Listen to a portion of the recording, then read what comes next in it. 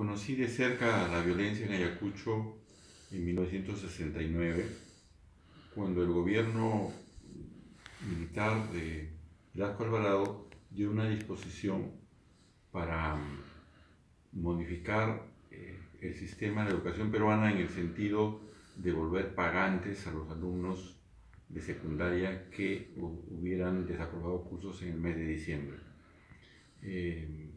Hubo protestas en todo el país, pero las más fuertes fueron en Ayacucho y estaban bastante bien coordinadas con organismos populares, principalmente por Abimael Guzmán, que era el que comandaba esos reclamos. Sendero Luminoso como tal no existía en ese momento, pero Guzmán pertenecía a una parte del Partido Comunista que se llamaba Bandera Roja, y el Comité Regional de Ayacucho se llamaba José Carlos Mariátegui y tenía el lema por el Sendero Luminoso de José Carlos Mariátegui. Y ese fue el embrión seguramente de la rebelión posterior. Pero en ese momento el reclamo fue algo muy sentido por la población en general, y eso seguramente puede ser la piedra de toque para explicar muchos de los hechos posteriores.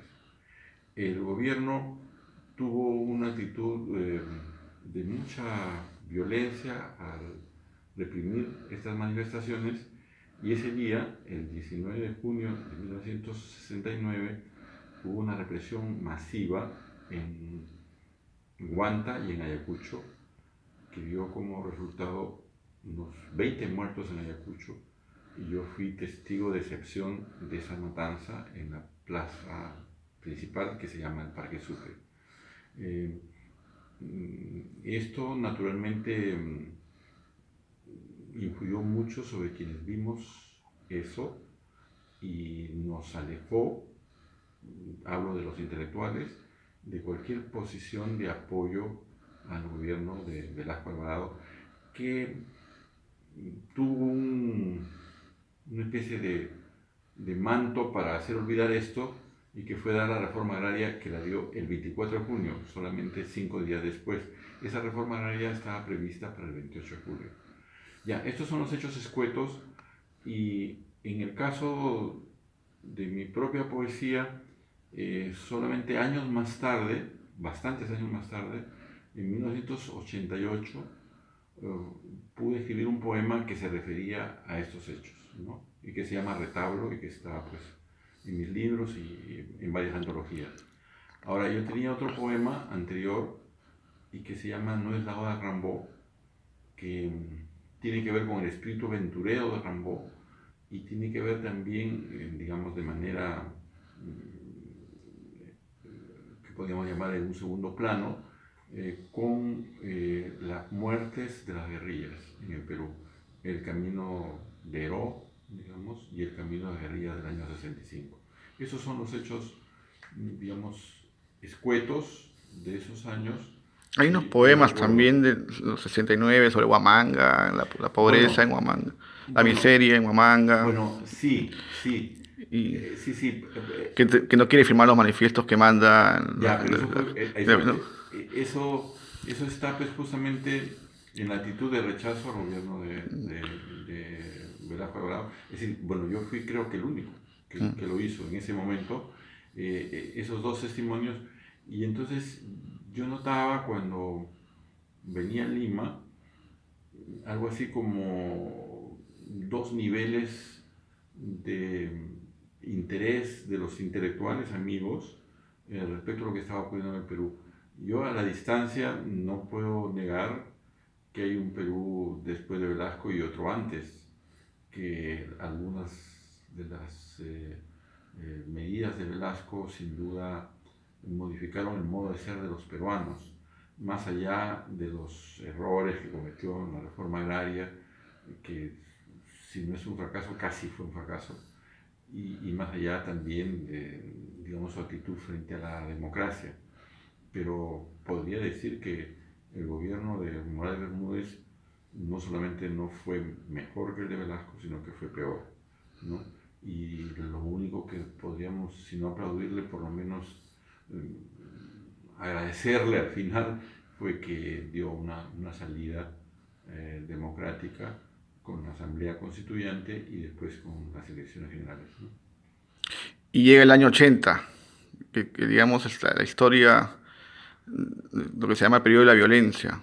Bueno, en los 80 yo diría que eh, los movimientos, digamos, Armados. arraigados en la provincia, que no eran solamente Sendero, sino también era MRTA, pero Sendero, digamos, adelantó violencia cuando el país no estaba preparado para una guerra civil. Entonces, o para un enfrentamiento de ese tipo.